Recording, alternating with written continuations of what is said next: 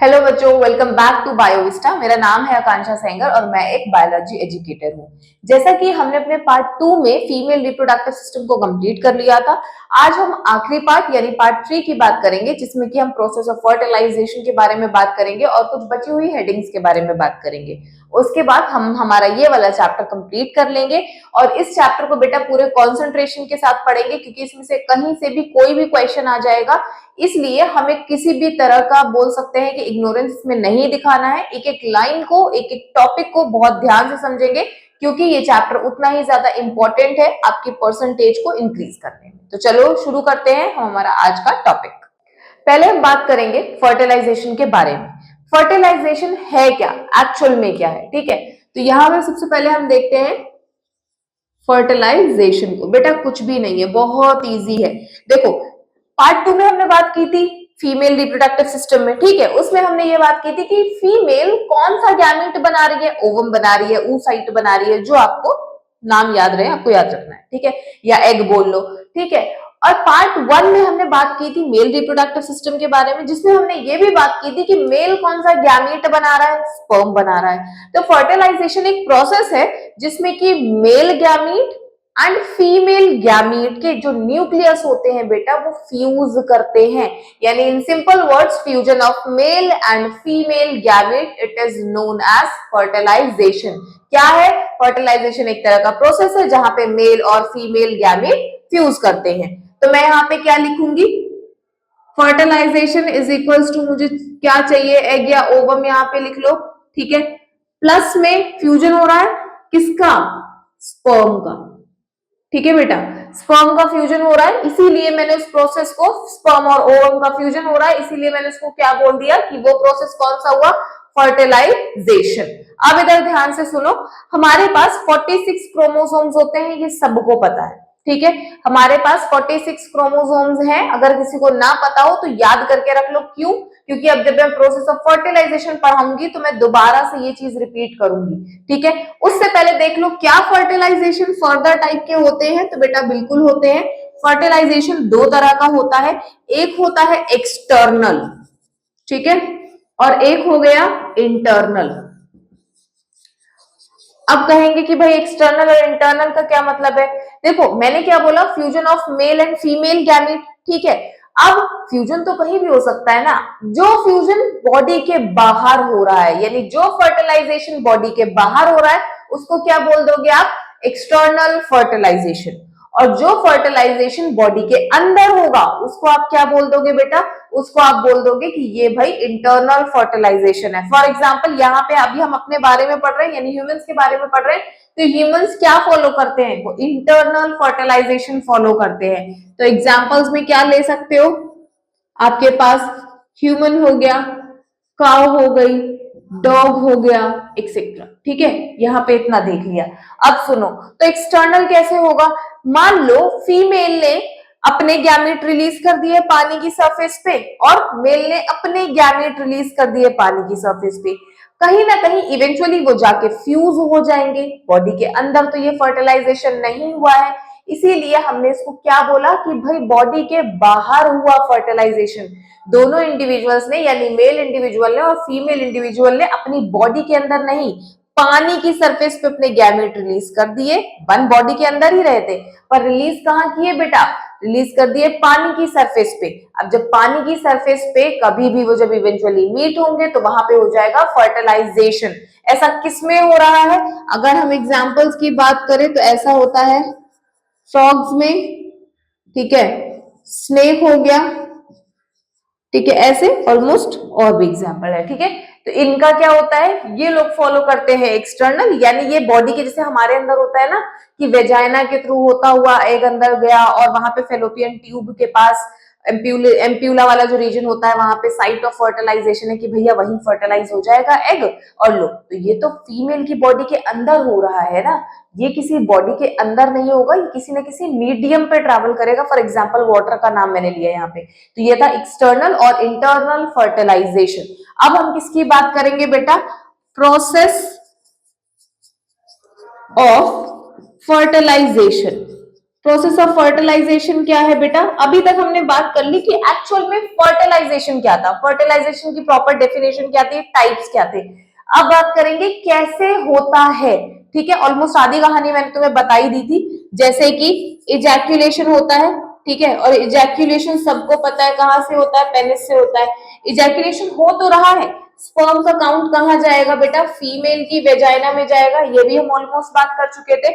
Female की vagina के बाद ये सर्विक्स, सर्विक्स को पार करता हुआ मैं मेन पार्ट लिख रही हूँ, कहां पहुंचेगा? यूट्रस में। ठीक है, और यूट्रस से फाइनली ये कहां पहुंच जाएगा?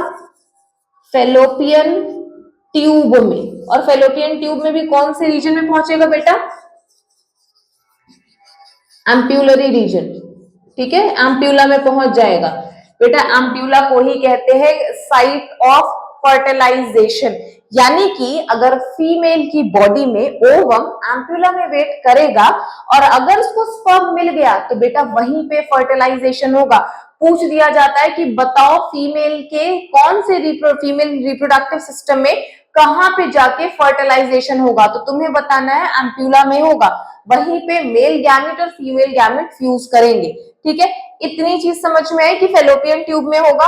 उसके बाद आगे सुनो, ये मैं वो केस बता रही हूं जहां पे फीमेल का ओवम वेट कर रहा है फॉर द फर्टिलाइजेशन और एक्चुअली में स्पर्म पहुंच भी गया। यहां हम अनफर्टिलाइज की बात नहीं कर रहे हैं। हमें पता था अनफर्टिलाइज होगा तो उसमें मेंस्ट्रुअल साइकिल चलेगा, मेंस्ट्रुएशन के थ्रू एंडोमेट्रियम टूटेगा। ठीक है, अब सुनो आगे का केस क्या है। यहाँ पे तो मेरा ओवम वेट कर रहा है, ठीक है। अब स्पर्म कैसे पहुंचेगा बेटा? बहुत सारे स्पर्म आते हैं, ठीक है। जब सीमेन फीमेल की वेजाइना में जाता है तो उसमें बहुत सारे स्पर्म आते हैं, बहुत सारा स्पर्म काउंट होता है, ठीक है। तो अब आगे क्या होगा? वो स्पर्म काउंट जाएगा तुम्हारे एग के पास, ठीक है। बहुत सारे स्पर्म जाने की कोशिश करते हैं। मान लो ये मैंने बना दिया तुम्हारा एग, ठीक है।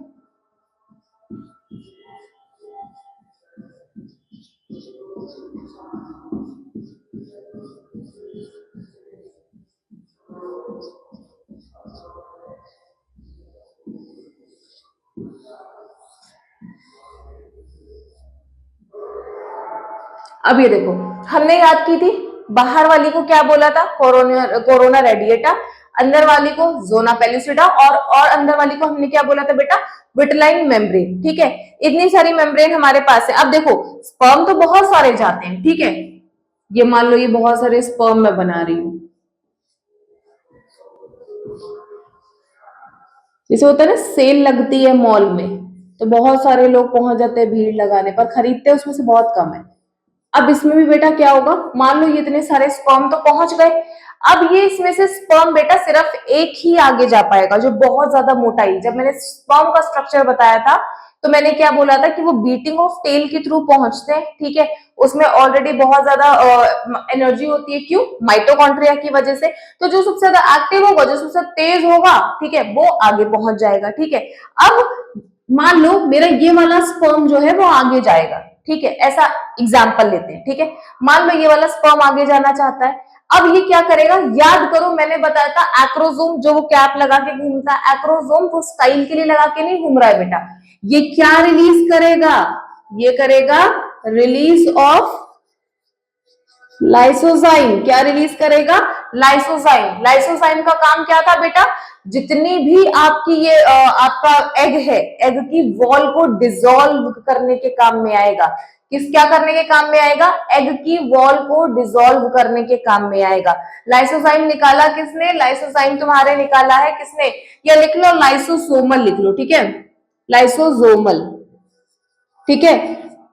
अब क्या करेगा? ये लाइसोसोमल एंजाइम्स निकालेगा जो एक्चुअल में क्या करेंगे? जो एक्चुअल में बेटा तुम्हारे एग की वॉल को डिसॉल्व करने की कोशिश करेंगे। और डिसॉल्व क्यों करेंगे? सिंपल है, क्योंकि इस स्पर्म को बेटा सारी वॉल डिसॉल्व करके अंदर जाना है, ठीक है। अब अंदर कौन जाता है? स्पर्म का कौन सा पार्ट जाएगा बेटा? एक तो स्पर्म का हेड पार्ट जाता है, और कौन सा पार्ट जाएगा बेटा? मिडल पीस जाएगा बेटा, ठीक है। ध्यान रखना टेल अंदर नहीं जाती है, ये चीज को ध्यान रखना। टेल अंदर नहीं जाएगी। तो एग के अंदर कौन जा रहा है? एग के अंदर स्पर्म का हेड जाएगा, स्पर्म का मिडिल पीस जाएगा। इतनी चीज को ध्यान रखना है, ठीक है। अब देखो ये रहा मेरा एग, ठीक है, एग। अब एक तो एग के अंदर ऑलरेडी मेरा न्यूक्लियस पड़ा है, यानी फीमेल प्रो न्यूक्लियस, इसको मैं क्या बुलाना शुरू कर दूंगी बेटा, फीमेल प्रो न्यूक्लियस। ठीक है, अब यहां पे इमेजिन करो कि भाई यहां पे मैंने पहुंचा दिया था हेड और मिडल पीस, यानी मेल का प्रो न्यूक्लियस। ठीक है, यहां पे ये क्या है मेरा मेल प्रो न्यूक्लियस। ठीक है, अब ये मैंने अलग अलग क्यों लिखा है बेटा, अभी देखो फीमेल प्रो न्यूक्लियस, ये सबको पता है फीमेल को हम कैसे इंडिकेट करते हैं, फीमेल होती है एक्स एक्स वाली।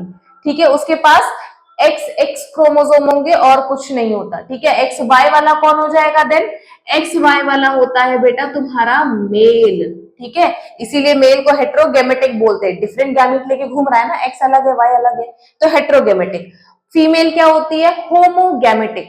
ठीक है, से मतलब सेम गैमेट वाली, होमो मतलब सेम और मेल गैमेट हेट्रोगैमेटिक। अब देखो इंडिकेट तो तुम ऐसे ही करते हो मेल और फीमेल को, बट मेल और जितने भी हमारे पास गैमीट होते हैं बेटा, गैमीट हैप्लॉइड होते हैं। जिसको ना समझ में आए बस ये चीज याद रखो कि तुम्हारी हर सेल कॉपी करके ना 2n बना लेती है। ठीक है, कॉपी करके मान लो मैं हूं, मैंने अपने आप की कॉपी बना ली 2n। ठीक है, बट मान लो मेरे अलावा कोई एग्जिस्ट ही नहीं कर रहा, मतलब मेरे जैसा और कोई एग्जिस्ट नहीं कर रहा, यानी मैं कैसी हो जाऊंगी n।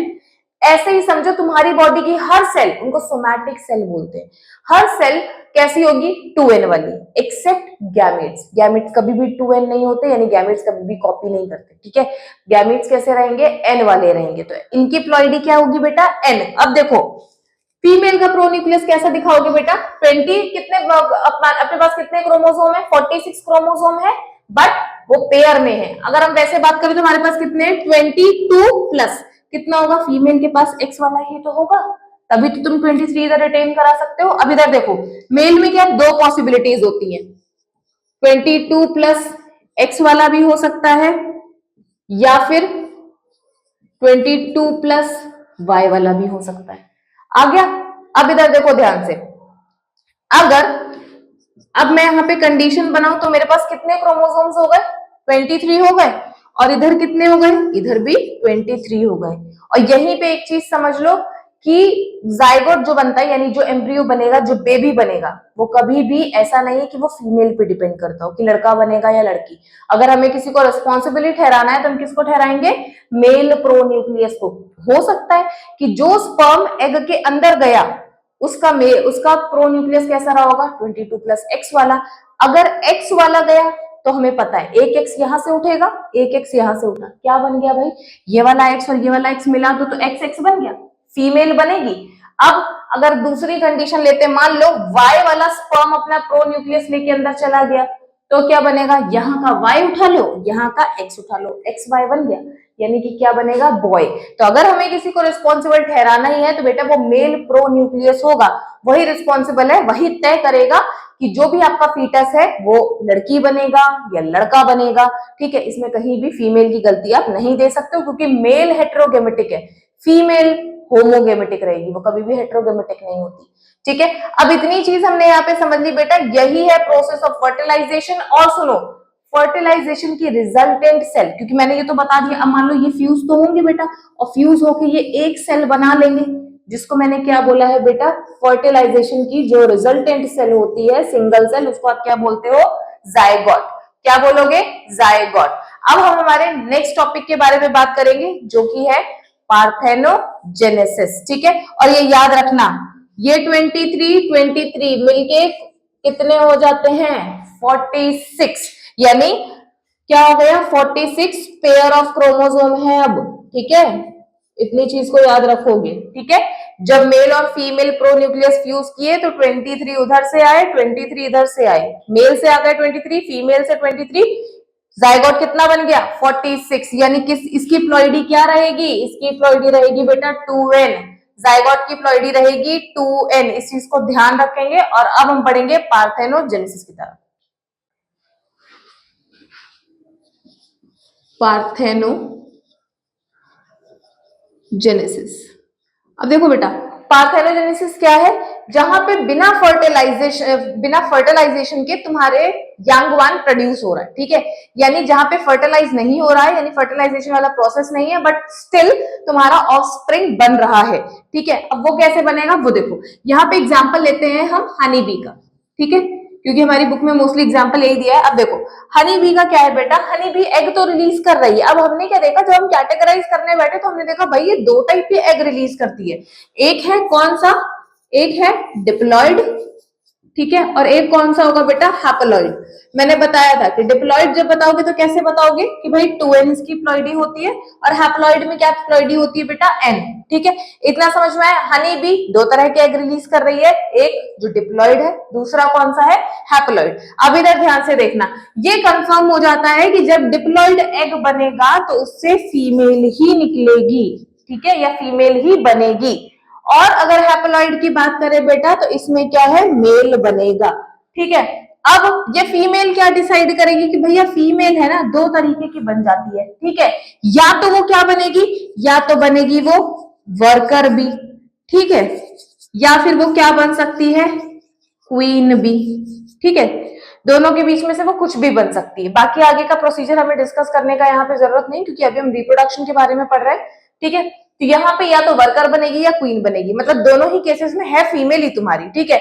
यहाँ पे मेल बनेगा, ठीक है, और मेल एक्चुअल में क्या कहलाएगा बेटा, उसको हमने बोला है ड्रोन। क्या बोला है हमने, ड्रोन। तो यहाँ पे पार्थेनोजेनेसिस तुम्हारे हैप्लॉइड में हो रहा है, ठीक है, ऑलरेडी देख लो हैप्लॉइड है, एन वाली प्लॉइडी है, तो यहाँ पे क्या हो जाएगा, यहाँ पे पार्थेनोजेनेसिस चलेगा, जबकि यहाँ पे तुम्हारा नॉर्मल जैसे फर्टिलाइजेशन होता है वैसे ही होगा। यानी आप बोल सकते हो कि जो हैप्लॉइड वाले हैं वो किसके रिजल्टेंट है, पार्थेनोजेनेसिस के, ठीक है। अब यहाँ पे क्या आता है, और किसमें ये हो सकता है, देखो एक तो हनी बी है, दूसरा वास्प है, ठीक है, इससे ज्यादा एग्जाम्पल तुमसे पूछे नहीं जाते, ठीक है, हनी बी और वास्प की, ठीक है, ये उसके एग्जाम्पल हो गए। अब हम बात करेंगे क्या ये ह्यूमन बींग्स में होता है, तो बेटा ये हमें पार्थेनोजेनेसिस नहीं होता, ठीक है, क्योंकि अगर पार्थेनोजेनेसिस होता तो बहुत खतरा हो जाता, इसलिए पार्थेनोजेनेसिस ह्यूमन बींग्स में नहीं होता है। अब यहाँ पे एक चीज और सुनने वाली है, जो मैंने अभी आपको थोड़ी देर पहले पढ़ाया था, कि भाई जब हमारा ओवम है जो, उसके अंदर जो स्पर्म एंटर करेगा बेटा, वो ज्यादातर ऐसे केसेस होते हैं कि उसमें एक ही स्पर्म एंटर करता है, ठीक है, बहुत रेयर केसेस में होता है कि भाई दो चले गए। आगे हम पढ़ेंगे ट्विंस के बारे में जब हम बात करेंगे, ठीक है। तो क्या होता है कि हमारा जो ओवम होता है ना, उसमें जब एक स्पर्म अंदर चला जाता है, उसके बाद क्या है, ओवम किसी दूसरे स्पर्म को एंट्री नहीं करने देता, तो क्या होगा बेटा, आपकी जो बाहर वाली लेयर होती है ना एग की, वो कुछ एंजाइम्स रिलीज करती है, और उस एंजाइम रिलीज की वजह से क्या होता है, जोना पेलिसिडा क्या होती है बेटा, वो बहुत ज्यादा हार्ड हो जाती है, और जब जोना पेलिसिडा हार्ड हो जाएगी तो उसको दूसरा कोई स्पर्म ब्रेक कर ही नहीं पाएगा। यानी इसमें मेरे कहने का क्या मतलब था कि एक बार में एक ही स्पर्म ओवम के अंदर जा पाएगा, ठीक है, पॉलीस्पर्मी नहीं होगी या बहुत सारे स्पर्म उसमें नहीं जाएंगे, सिर्फ एक बार में एक स्पर्म एक ओवम के अंदर जाएगा, ठीक है। अब यहाँ पे मुझे दूसरी किसकी बात करनी है बेटा, मुझे बात करनी है एम्फीमिक्सिस की, ठीक है। एम्फीमिक्सिस क्या होता है, ठीक है, फर्टिलाइजेशन तो हम समझ गए थे, क्या था fertilization, fusion of male and female gametes, यानी जब मेल और फीमेल गैमीट्स का फ्यूजन होगा तो आप उसको बोल दोगे फर्टिलाइजेशन। तो एम्फीमिक्सिस क्या है, एम्फीमिक्सिस क्या होता है बेटा, fusion of two sets of chromosomes, ठीक है, टू सेट्स ऑफ क्रोमोसोम। अब देखो यहां पे एग्जांपल कैसे लेते हैं, मान लो 22 प्लस एक्स ले लो, ठीक है, ये मेरा एग रहा, ठीक है, और एक एग्जांपल लेते हैं, मान लो मेरे पास स्पर्म आया 22 प्लस वाई वाला स्पर्म आया, ठीक है, ये मेरा एग हो गया, ये स्पर्म हो गया, ठीक है।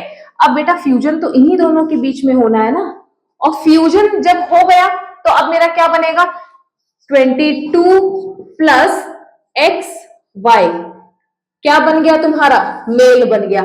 तो जो ये मेल है वो किसका रिजल्टेंट बन जाएगा, fusion of two sets of chromosome यानी एम्फीमिक्सिस का बन जाएगा। ध्यान रखना, fusion of male and female gamete fertilization है, बट जब क्रोमोसोम फ्यूज होंगे, ठीक है, जहां पे two sets of chromosome fuse हो रहे हैं, एक ये रहा आपके पास सेट 22 प्लस एक्स वाला और 22 प्लस वाई वाला दूसरा सेट है, दोनों फ्यूज करके क्या बना रहे हैं, मेल। और ये जरूरी नहीं है कि मेल ही हो। यहाँ मैंने सिर्फ एग्जांपल लिया है। मान लो यहाँ पे भी मैं 22 प्लस एक्स ले लेती और यहाँ पे भी 22 प्लस एक्स ले लेती, तो क्या बनता? 22 प्लस एक्स एक्स बनता, यानी वहां पे क्या बन जाती? वहां पे बन जाती फीमेल। तो ऐसा कोई कंपल्सेशन नहीं है कि नहीं भैया मेल ही बनेगा, यहाँ मैंने एक एग्जाम्पल के साथ लेके इसको बताया है। ठीक है, तो ये है मेरा एम्फिमिक्सिस। अब हम आगे बात करेंगे अपने प्रेगनेंसी के बारे में और इम्प्लांटेशन के बारे में। अब हम बात करेंगे बेटा इम्प्लांटेशन। ठीक है, तो एक्चुअल में इम्प्लांटेशन क्या होती है? अब इधर देखो, जो हमने बात करी थी, अब यहाँ इसको डायग्राम के साथ समझते हैं। ठीक है, यहाँ पे हमारे पास जो कंडीशन बनी थी आफ्टर फर्टिलाइजेशन, उसको मैंने क्या बोला था? जायगोट। ठीक है, अब जायगोट अपना माइटोटिक डिवीजन शुरू करेगा, यानी क्या करेगा? माइटोसिस करना शुरू करेगा। ठीक है, अब देखो, जब जायगोट बेटा आगे डिवाइड होने वाली कंडीशन में जाएगा तो वो कुछ ऐसा दिखेगा। अभी तक देखो, यहाँ पे अपने पास एक सेल थी, यहाँ पे दो हो गई।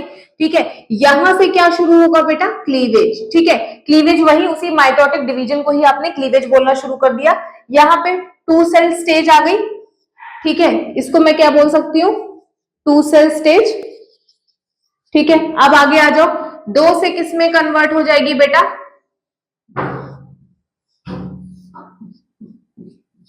2 से वो कन्वर्ट हो गई 4 सेल स्टेज में। 4 सेल स्टेज। अब आ जाओ, 4 सेल स्टेज से आगे वो किस में जाएगी बेटा?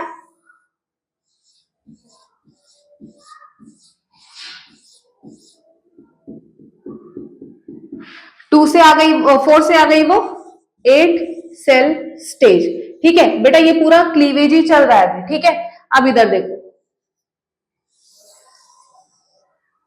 एक मिनट, अब यहां पे जब उसने नंबर और इंक्रीज कर लिए बेटा,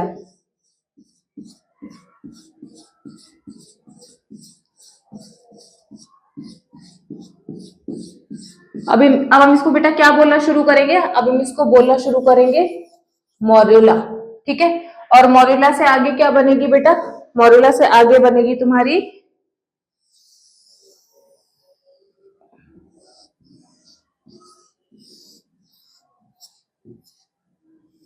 अब देखो यहां पे क्या है?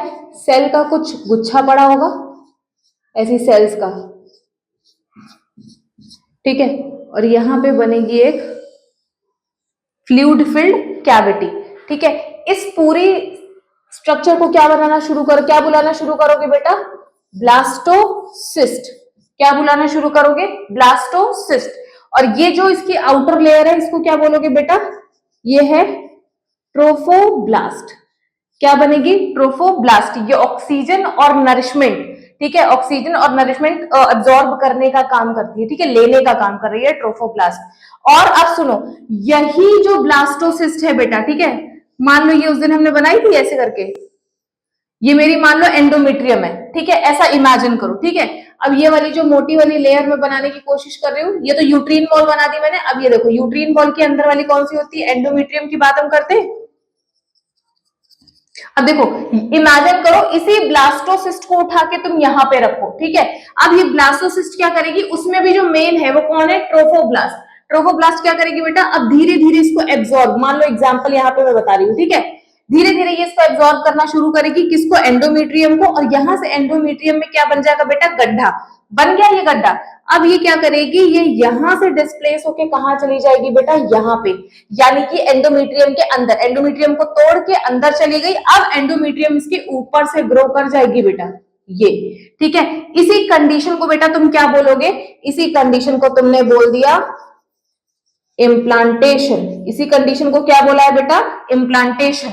यानी कि जहां पे तुम्हारी ये ब्लास्टोसिस्ट तुम्हारे अटैच हो जाएगी, एंडोमेट्रियम में गड्ढा बना के तुम्हारी यूट्रीन वॉल में अटैच हो गई, उसी को तुमने क्या बोला? इम्प्लांटेशन। और उस कंडीशन को या उस स्टेट को क्या बोल दोगे बेटा? प्रेगनेंसी। यानी कि जब ये ब्लास्टोसिस्ट एंडोमेट्रियम को तोड़कर उसमें गड्ढा बना के नीचे चली जाएगी यूट्रीन वॉल से अटैच होने के लिए, ठीक है, उस समय उस आपको क्या बोलना है? इम्प्लांटेशन, यानी blastocyst, attachment of blastocyst to the uterine wall, it is known as implantation. और उस कंडीशन को, ये तो प्रोसेस था, उस कंडीशन को क्या बोलोगे बेटा, उस कंडीशन को या फिर स्टेट को आप बोलोगे प्रेगनेंसी। अब हम बात करेंगे बेटा किसके बारे में, प्लेसेंटा के बारे में। ठीक है, प्लेसेंटा क्या होता है बेटा,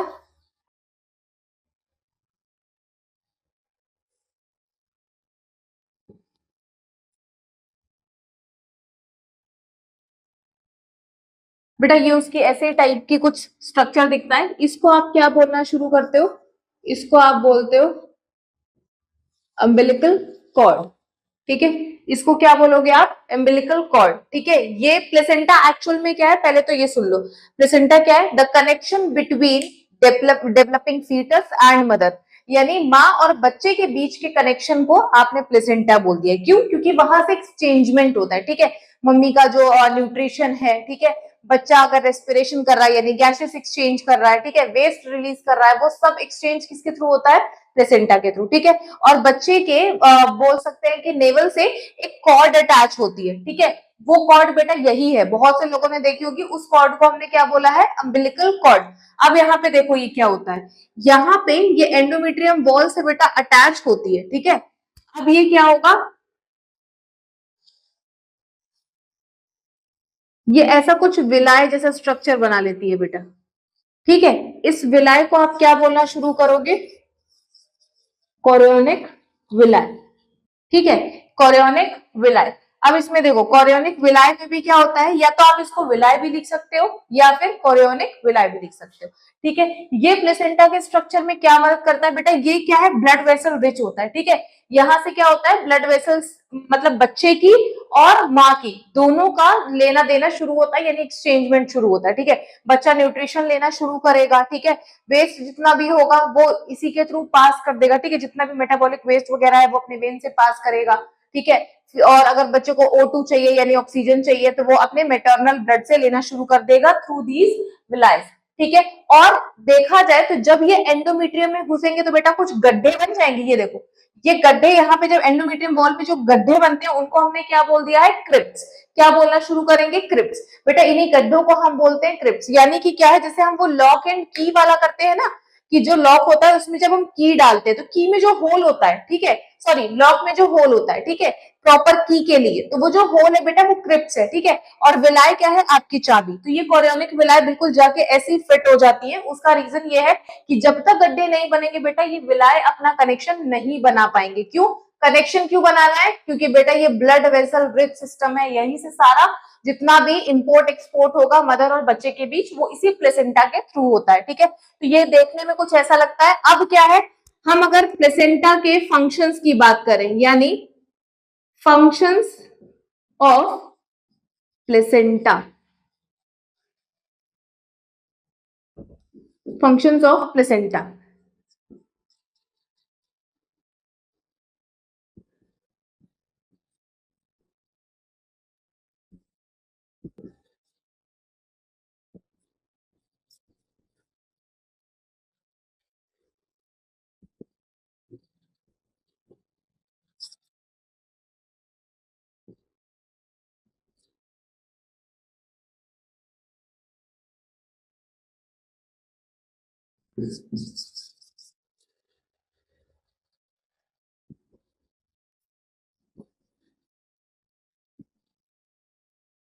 अब देखो बेटा यहाँ पे कौन कौन से फंक्शंस है, पहला है न्यूट्रिशन, यानी अगर बच्चे को न्यूट्रिशन चाहिए है, ठीक है, अगर बच्चे को न्यूट्रिशन चाहिए तो बेटा वो कहां से ले रहा है, मेटरनल ब्लड से ले रहा है, यानी जितने भी न्यूट्रिएंट्स है वो कहां से ले रहा है, मेटरनल ब्लड से ले रहा है, यानी किसके लिए, अपनी डेवलपमेंट और प्रॉपर ग्रोथ के लिए।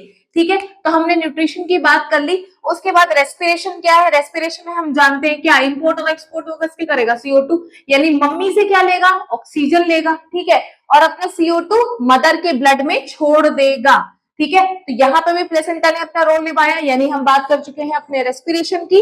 एक्सक्रीशन, अब भाई अगर वो डेवलप है, डेवलपिंग कर रहा है, यानी डेवलपमेंट उसका चल रहा है, तो वो एक्टिविटीज भी करेगा। कैसी एक्टिविटीज बेटा, केमिकल एक्टिविटीज, यानी केमिकल रिएक्शंस भी चलेंगी, और उन केमिकल रिएक्शन से निकलेगा मेटाबॉलिक वेस्ट, और वो मेटाबॉलिक वेस्ट रिलीज कर देगा अपने मदर के ब्लड में। यानी हमने किसकी बात कर ली, एक्सक्रीशन की। यानी एक तरीके से ये सोच लो, जो उसके लिए बेनिफिशियल होगा वो मैटरनल ब्लड से ले लेगा। मैटरनल ब्लड यानी मम्मी के ब्लड से, मैटरनल ब्लड से ले लेगा, और उसको जो लगेगा यार ये मुझे नहीं रखना है, ये बेकार मटेरियल है, वो क्या कर देगा बेटा, अपनी मैटरनल ब्लड में उसको रिलीज कर देगा। बेनिफिट चीजें मैटरनल ब्लड से ले लेगा और बेकार चीजें क्या करेगा, मैटरनल ब्लड में ही रिलीज कर देगा। ठीक है। उसके बाद स्टोरेज, प्लेसेंटा स्टोर भी करता है बेटा, कैसे कैसे न्यूट्रिएंट्स को, एक तो ग्लूकोज को स्टोर कर लेगा, ठीक है, ग्लूकोज हो गया, फैट्स हो गया, ठीक है, इन सब चीजों को स्टोर कर लेगा कि भाई कभी भी आपके एम्ब्रियो को रिक्वायरमेंट पड़ सकती है ना, कभी भी डेवलपिंग फीटस को जरूरत पड़ सकती है किसी भी न्यूट्रिएंट की। अब आया बैरियर। क्यों मैंने बैरियर बोला बेटा, मोस्ट ऑफ द डिजीज में तुम्हारा जो प्लेसेंटा है बहुत अच्छी तरह एक्ट करता है। यानी क्या है, बच्चे तक, माँ को अगर कोई बैक्टीरियल डिजीज हो भी गई है या most of the viral disease तो पार नहीं कर पाती, 2-3 एक्सेप्शन होते हैं, ठीक है, तो वो ये ट्राई करता है कि किसी भी तरीके से माँ से बच्चे को इन्फेक्शन ना फैले, कोई भी डिजीज किसी भी तरीके से ना फैले, इसीलिए वो एज अ बैरियर एक्ट करता है, बच्चे को प्रोटेक्ट करेगा किसी भी बीमारी से। ठीक है, तो एज अ बैरियर एक्ट करता है। फिर एंडोक्राइन एक्टिविटी, एक अच्छी प्रेगनेंसी को मेंटेन करने के लिए प्लेसेंटा क्या करेगा बेटा, हॉर्मोन्स निकालना शुरू करता है। ठीक है, प्रोजेस्टेरॉन निकालेगा, वही जो हमने पढ़े हैं, ठीक है, और क्या निकालेगा, एस्ट्रोजन निकालेगा। बेटा एक हार्मोन आपकी बुक में नहीं दिया होता, बट सुन लो अगर किसी को जानना हो तो, एक होता है HCG, ठीक है, HCG एक बोल सकते हैं हार्मोन होता है जिससे आपकी प्रेगनेंसी आइडेंटिफाइड, वो जो किट लेके नहीं हम टेस्ट करते हैं बेटा, वो HCG की वजह से ही पता चलता है कि फीमेल प्रेग्नेंट है। ठीक है, तो ये 3 हार्मोन्स रिलीज होते हैं, तीसरा वाला आपकी बुक में अगर नहीं भी दिया है तो नॉलेज के लिए सिर्फ सुन लेंगे, HCG हार्मोन होता है, और बाकी के 2 तो मैंने यहाँ पे लिखी दिए और हम कई बार समझ चुके हैं, सुन चुके हैं। अब इतनी बात कर ली बेटा, अब हम अपने नेक्स्ट टॉपिक की तरफ बढ़ेंगे। अब हम बात करेंगे बेटा एक्स्ट्रा एम्ब्रियोनिक मेम्ब्रेन्स, या इसी को हम बेटा एक नाम से और बुला सकते हैं, फीटल मेम्ब्रेन्स।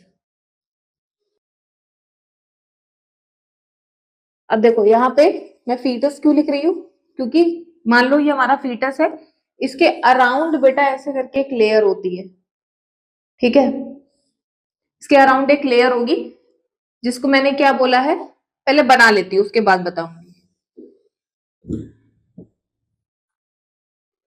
देखो बाहर वाली को तुमने क्या बोला, बाहर वाली लेयर है कोरियन, अंदर वाली लेयर है एमनियन, ठीक है, और यहाँ पे बेटा ना लिक्विड भरा होता है।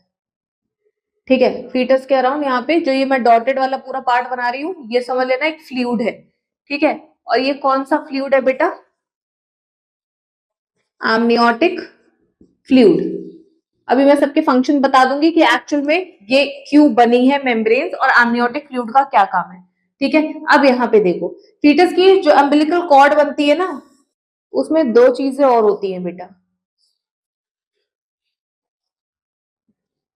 ठीक है, उसमें 2 चीजें और हैं, एक है एलेंटोइस और दूसरा क्या है बेटा, योग सैक। ठीक है, और ये दोनों अम्बिलिकल कॉर्ड में प्रेजेंट होती है, अम्बिलिकल कॉर्ड। ठीक है, अब इधर देखो हमारे पास अगर हम फीटस की कवरिंग बोले तो कौन कौन सी है, सबसे बाहर कौन सी मिलेगी, कोरियन। बेटा ये कंट्रीब्यूट करती है प्लेसेंटा बनाने में। ठीक है, यानी कोरियन का काम क्या होता है, प्लेसेंटा बनाने में मदद करेगा। एमनियन का काम क्या होता है, एमनियन जब बनती है बेटा लेयर, इसके अंदर भरा होता है एमनियोटिक फ्लूइड। एमनियोटिक फ्लूइड का काम क्या होता है बेटा, एमनियोटिक फ्लूइड का काम होता है बच्चे को किसी भी मैकेनिकल इंजरी से बचाना, किसी भी मैकेनिकल शॉक से बचाना, यानी कि बेबी के अराउंड ये कुशनिंग स्ट्रक्चर प्रोवाइड करती है, या फिर बोल सकते हैं कुशनिंग प्रोटेक्शन प्रोवाइड करती है, ताकि अगर फीमेल को कभी धक्का लगे या फीमेल छोटे मोटे जर्क से गिर जाए, ठीक है, तो उसमें बेबी को कोई हार्म ना हो। यानी प्रोटेक्शन का काम किसका है बेटा, एमनियोटिक फ्लूइड का है। दूसरा क्या है, एमनियोटिक फ्लूइड को ना बेटा डॉक्टर्स कभी कभी क्या है बहुत सारी चीजों के लिए यूज करते हैं। क्या होता है, जब फीटस होता है ना, तो इस फीटस की कुछ जो सेल्स होती है वो शेड ऑफ हो जाती है एमनियोटिक फ्लूइड में। ठीक है, ये क्या किया जाता है, डॉक्टर्स इस एमनियोटिक फ्लूइड को निकाल लेते हैं थोड़ा सा, जिसमें से क्या हो जाता है कि बेबी की सेल्स आ जाती है, ठीक है। उससे क्या क्या पता करते हैं डॉक्टर्स, डॉक्टर पता कर लेते हैं कि क्या बच्चे में ऐसा तो नहीं कि कोई जेनेटिक डिसऑर्डर हो गया हो या फिर क्रोमोसोमल डिसऑर्डर हो गया हो, ठीक है। बट डॉक्टर्स ने तो अच्छे यूज के लिए किया कि ताकि बच्चों को पता कर ले कि भाई किसी तरह की कोई जेनेटिक डिसऑर्डर तो नहीं है, क्रोमोसोमल डिसऑर्डर तो नहीं है। पर कुछ लोगों ने इसका मिसयूज भी किया।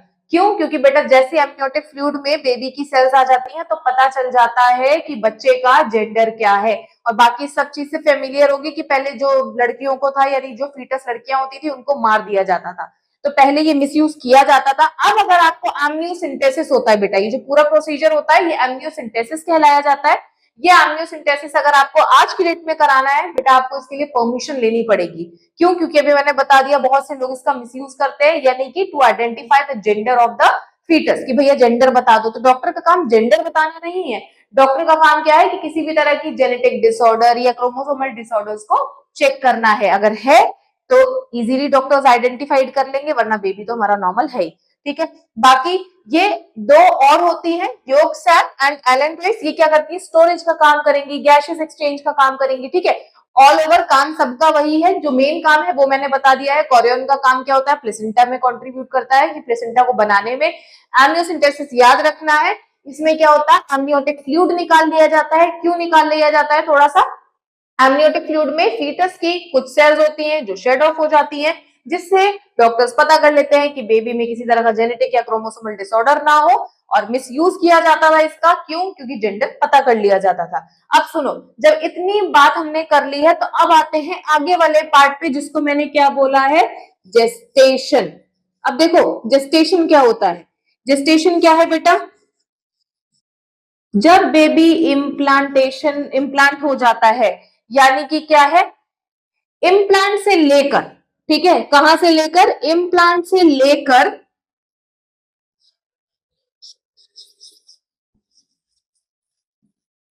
ठीक है, इम्प्लांटेशन से लेकर जब तक, यानी बोल सकते हैं 9 मंथ का, ठीक है।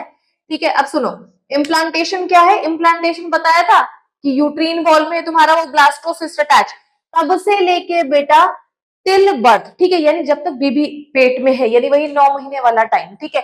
इस पूरे पार्ट को क्या कहते हैं, जेस्टेशन। यानी कि जेस्टेशन क्या है, हमारे में कितना होता है, 9 मंथ होता है। 9 मंथ यानी कितना हो जाएगा, 40 वीक्स, ठीक है बेटा, 40 वीक्स, यानी हम में कितना जेस्टेशन पीरियड है, 9 मंथ्स, ठीक है, इतना याद रहेगा। अब देखो इधर पे,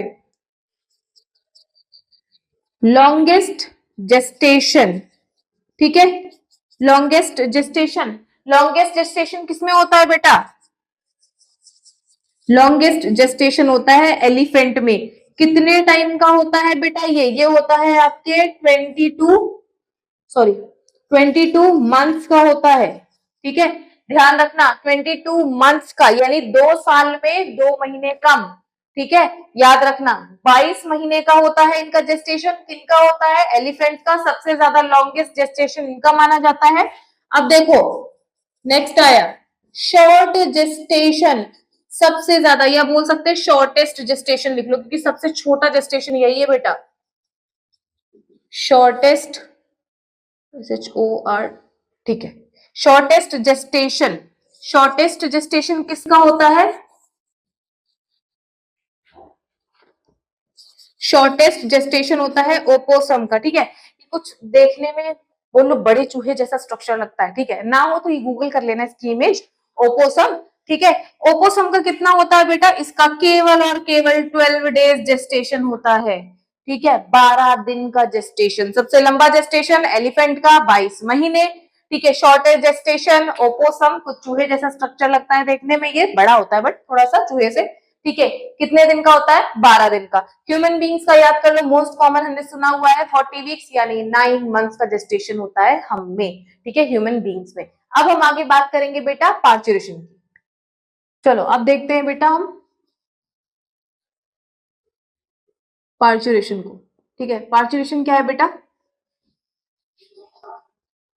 बर्थ ऑफ चाइल्ड। अब देखो इसकी कहानी क्या है पार्चुरेशन की, कि भाई 9 महीने तक तो बेबी जो है अपनी मम्मी की वोम्ब में रहा, ठीक है, वोम्ब में रहा यानी कि मम्मी के पेट में रहा, ऐसे बोल दो।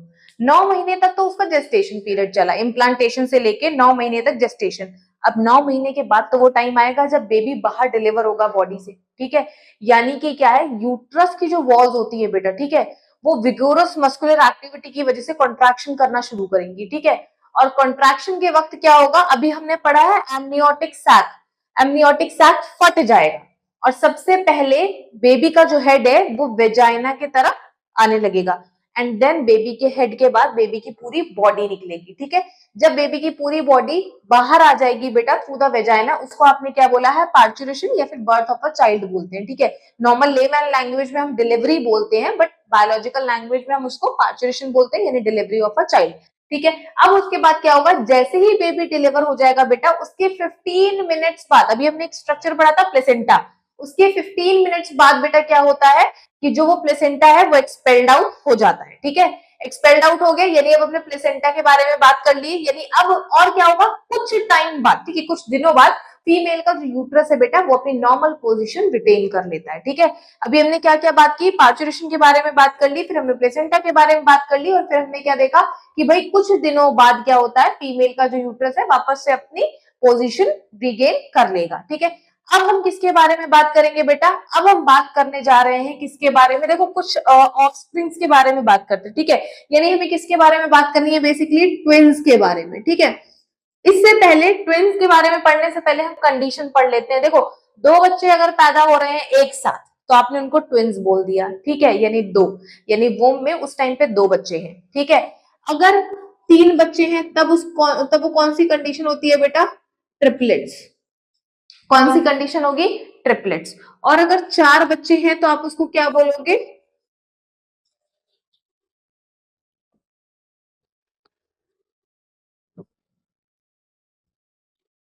क्वाड्रप्लेट्स, ठीक है, यानी जब चार बच्चे होंगे, ठीक है, क्वाड्रप्लेट्स, ठीक है। हो सकता है स्पेलिंग में मैं थोड़ा बहुत खा जाती हूँ वैसे, ठीक है।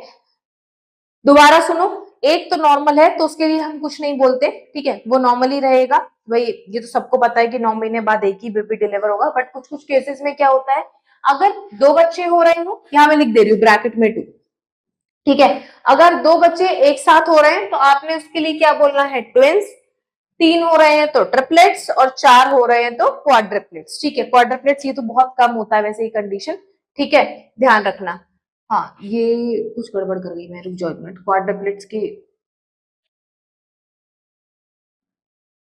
ठीक है, ये ऐसी कुछ रहेगी, ठीक है, क्वाड्रिपलेट्स। अब देखो, ट्विंस बेटा दो टाइप के हैं, और ये कंडीशन वैसे कभी कभी बनती है, ठीक है, मैंने तो नहीं सुनी बट पहले कभी होता होगा पता नहीं, ठीक है। मोस्ट कॉमन मैंने ये देखी है ट्विंस, और आप लोगों ने भी देखी होगी। अब ट्विंस कितने टाइप के होते हैं बेटा, एक होगा आइडेंटिकल ट्विंस, ठीक है, और एक होता है फ्रेटर्नल ट्विंस, ठीक है। अब इसमें दोनों में फर्क क्या है, देखो, आइडेंटिकल वाले में क्या है बेटा, इसमें वही सेक्सेस मैच करते हैं, ठीक है, बॉय है तो दोनों बॉय होंगे, गर्ल है तो दोनों, ठीक है।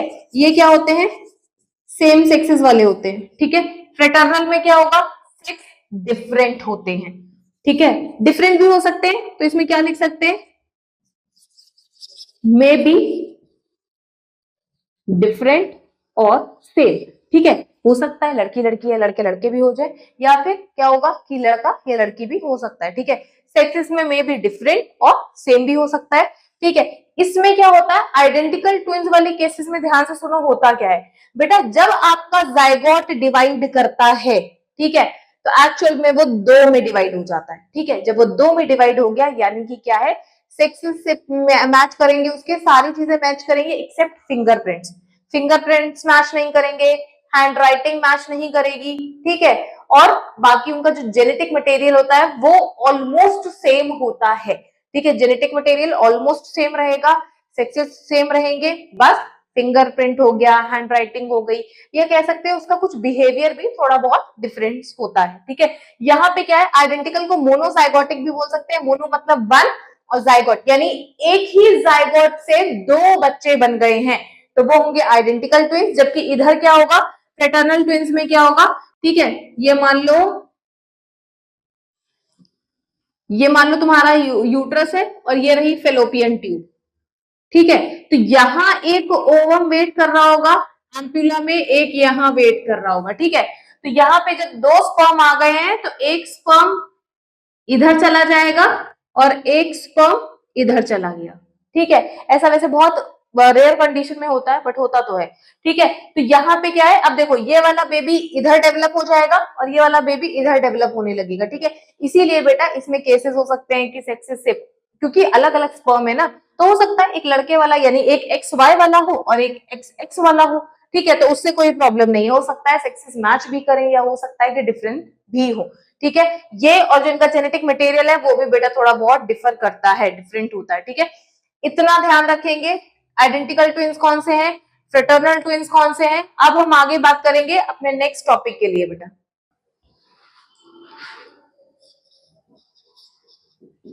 Artificial insemination.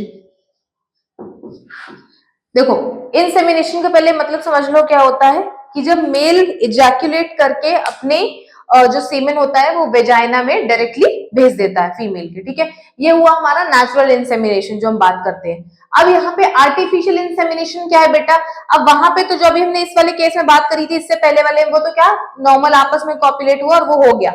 पर यहाँ पे क्या है, यहाँ पे आप आर्टिफिशियली इंसर्ट करा रहे हो। फॉर एग्जाम्पल कोई भी बोल सकते हैं बहुत अच्छी ब्रीड, ठीक है, जिसको आपका लगे कि ये डिजायरेबल मेल है, ठीक है।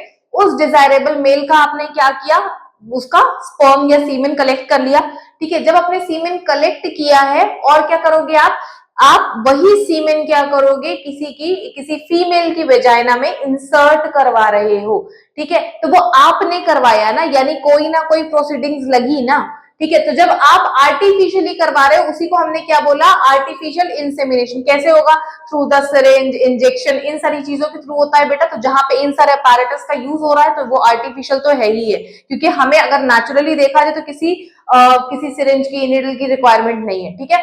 बट जहां पे आपको जैसे फॉर एग्जांपल हम ये बफेलोज में कराते हैं, काउ में कराते हैं कि भाई किसी भी डिजायरेबल बुल का, ठीक है, मेल का हमने ले लिया सीमेन, ठीक है, और क्या करा दिया अपनी काउ में या बफेलो में इंसर्ट करा दिया, ठीक है। और उसके बाद क्या होगा कि एक डिजायरेबल बेबी बनता है। और क्या होता है कि भाई एक तो चलो बेबीज बहुत अच्छी डिजायरेबल उसका बन रहा है, ठीक है, कैरेक्टरिस्टिक्स का, प्लस एसटीडी से भी बचाते हैं हम। एसटीडीज का मतलब क्या होता है, सेक्सुअली ट्रांसमिटेड डिजीज, ठीक है। सेक्सुअली कोई भी जो ट्रांसमिटेड डिजीज होती है अगर मेल में है तो वो फीमेल में नहीं आएगी और बेबी तो बच ही जाएगा, ठीक है। तो इसीलिए ये बहुत ज्यादा माना जाता है कि डिजायरेबल काम है, ठीक है, बहुत अच्छा काम है, जिससे आपके जो भी जानवर हैं वो बच जाएंगे, प्लस आपकी फीमेल जो है यानी फीमेल जानवर जो भी है वो इजीली कंसीव कर लेगी विद डिजायरेबल कैरेक्टरिस्टिक के साथ, ठीक है। तो यहाँ पे मैंने बता दिया आर्टिफिशियल इंसेमिनेशन की बात हम कर चुके हैं। अब हम किसकी बात करेंगे बेटा, अब हम बात करेंगे सरोगेट मदर की। क्या होती है सरोगेट मदर बेटा, सरोगेट मदर का मतलब है कि आपने क्या किया, आपने स्पर्म ले लिया मेल का, ठीक है, और आपने फीमेल का क्या ले लिया, ओवम, ठीक है, फीमेल का ओवम ले लिया, ठीक है। अब आपने क्या करना है कि भाई इनको क्या करोगे, फ्यूज करा दिया आपने, और अब फ्यूज कराने के बाद आपने क्या किया कि किसी अदर फीमेल के, ठीक है, अदर फीमेल के किस में प्लेस कर दिया, वोम्ब में प्लेस कर दिया, अदर फीमेल की। जिस फीमेल का आपने ओवम लिया है उस फीमेल से आप उस फीमेल की बॉडी में आप बच्चे को डेवलप नहीं करा सकते। मान लो किसी की बॉडी में दिक्कत है कि उसका यूट्रस जो है वो इम्प्लांटेशन के लिए रेडी नहीं है, बहुत सारी मेडिकल कंडीशन हो सकती है, तो उस फीमेल से, पर्टिकुलर फीमेल से उसका ओवम ले लिया जाएगा, उसके हस्बैंड से उसका स्पर्म ले लिया जाएगा और दोनों को क्या करा दिया जाएगा, फ्यूज, और वो किसकी बॉडी में, किसी दूसरी फीमेल की बॉडी में डेवलप होगा वो बेबी। पूरा 9 महीने का जेस्टेशन पीरियड वो बेबी में ही उस फीमेल में ही कंप्लीट होगा, ठीक है, दूसरी फीमेल में, उस फीमेल में नहीं जो कंसेप्शन के लिए रेडी ही नहीं थी, ठीक है। समझ में आ गया। ये हमने किसकी बात की, सरोगेट मदर की बात की। सरोगेट मदर क्या थी कि भाई कोई फीमेल है, ठीक है, उसकी बॉडी में कोई और प्रॉब्लम हो गई है, ठीक है, या मान लो उसका जो यूट्रस है वो कंसेप्शन के लिए रेडी नहीं है, कोई भी मेडिकल कंडीशन हो सकती है, तो उससे उसका ओवम ले लो, उसके हस्बैंड से उसका स्पर्म ले लो, और फ्यूज करा के किसी दूसरी फीमेल की बॉडी में डाल दो और 9 महीने का जेस्टेशन पीरियड कंप्लीट करा लो। ठीक है, समझ आ गया है? इतनी चीजों को ध्यान रखना। यह है सरोगेट मदर। अब हम किस पे आएंगे, हमारे लास्ट टॉपिक पे, जो कि है टेस्ट ट्यूब बेबी। अब टेस्ट ट्यूब बेबी में क्या होता है, टेस्ट ट्यूब बेबी में क्या हुआ, मान लो कि यहाँ पे एक फीमेल है, ठीक है, फीमेल किसी भी तरीके से इनकेपेबल है कंसेप्शन के लिए, ठीक है।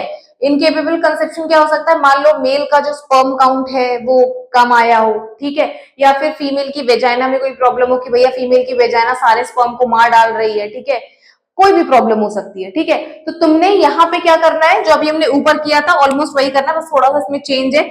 यहाँ पे तुमने स्पर्म ले लिया, ठीक है, यहाँ पे तुमने ओवम ले लिया, फ्यूज तो कराओगे पर किसमें करा रहे हो बेटा, एक टेस्ट ट्यूब में फ्यूज करा रहे हो, दोनों का फ्यूजन होके जाएगा किसमें, टेस्ट ट्यूब में। यानी बेसिकली यहाँ पे जिसको हम बोलते हैं इन विट्रो फर्टिलाइजेशन, इसी को क्या बोल सकते हो, IVF, इन विट्रो फर्टिलाइजेशन। यानी फर्टिलाइजेशन तो हो रहा है पर कहाँ हो रहा है, लैब में।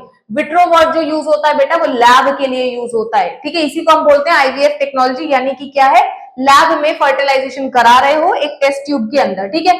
तुमने फर्टिलाइजेशन करा लिया, बट जैसे यहाँ पे कौन सी स्टेज आती है बेटा, 32 सेल्ड स्टेज, यानी कि जब तुम्हारा जाइगोट डिवाइड होता है, ठीक है, 32 सेल तक डिवाइड हो गया, 32 सेल के बाद वो फीमेल की यूट्रस में डाला जाता है। ये 32 सेल स्टेज का जो मतलब बोल सकते हैं कि एम्ब्रियो ही है, ठीक है, जाइगोट तो सिंगल सेल्ड होता है, ठीक है। तो ये जो 32 सेल स्टेज वाला एम्ब्रियो है ये कहाँ डाला जाता है, फीमेल की यूट्रस में इंसर्ट करा दिया जाता है। और वैसे ही जैसे नॉर्मल बेबीज बढ़ते हैं ना, ग्रो करते हैं, वैसे ही सारी चीजें बेटा इसमें भी चलेगी, ठीक है। तो सबसे पहला जो आपका बेबी था टेस्ट ट्यूब बेबी, ठीक है, क्या बोल सकते हैं इसको, first test tube baby. First test tube baby का नाम क्या था, लुइस ब्राउन, ठीक है, क्या नाम था, लुइस ब्राउन, ठीक है। पहले तो उसका नाम याद रखेंगे, दूसरी चीज क्या याद रखेंगे, 2019 में वो कितने साल का हो गया था, हो गया है मतलब 41 ईयर्स, ठीक है, कितने साल का हो गया है, 2019 में वो 41 ईयर्स का हो चुका है, ठीक है। फर्स्ट टेस्ट ट्यूब बेबी का नाम आपको याद रखना है, ठीक है, ध्यान रखना। एक मिनट रुको, LU, ठीक है।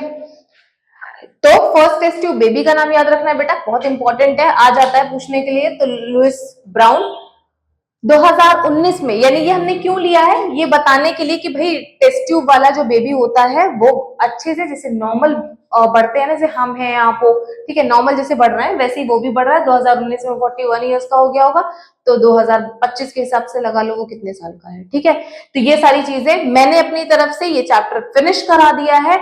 उम्मीद है आपको इसके, अगर आपने पढ़ा है तो एक एक पॉइंट आपको बहुत अच्छे से समझ में आया होगा। ऐसी कोई चीज नहीं है जो मैंने यहाँ पे छोड़ दी हो या स्किप करी हो, ठीक है। तो बहुत अच्छे से इस चैप्टर को पढ़ना है, नहीं पढ़ा है तो आज से पढ़ना शुरू करो। और इसमें से किसी भी क्वेश्चन में आप ऐसा फील नहीं करोगे कि भाई मुझे नहीं समझ में आया या इसका आंसर क्या होना चाहिए। अगर इतना भी पढ़ के जा रहे हो बेटा तो बहुत अच्छे मार्क्स इसके इस चैप्टर में लेकर आओगे, ये मेरी गारंटी है। बस उसके लिए पढ़ना बहुत जरूरी है। अगर पढ़े ही नहीं हो तो फिर मेरा बोलना भी वेस्ट है और आपका देखना भी वेस्ट है। तो इसलिए जो चीजें आप देख रहे हो उसको सिर्फ देखकर छोड़ना नहीं है, उसको समझना है, याद करना है, क्योंकि हमारे पास टाइम कम है, ठीक है। और कम टाइम में मेरे हिसाब से बहुत अच्छा मटेरियल आपको यहाँ पे मिल रहा है, ठीक है। तो इससे अच्छा मटेरियल आपको अपने दिमाग में रखना है कि भाई सिर्फ पढ़ के नहीं छोड़ूंगा, मैं याद करके जाऊंगा और पेपर में अगर इससे कोई भी क्वेश्चन आएगा तो मैं उसको अच्छी तरीके से लिखूंगा भी।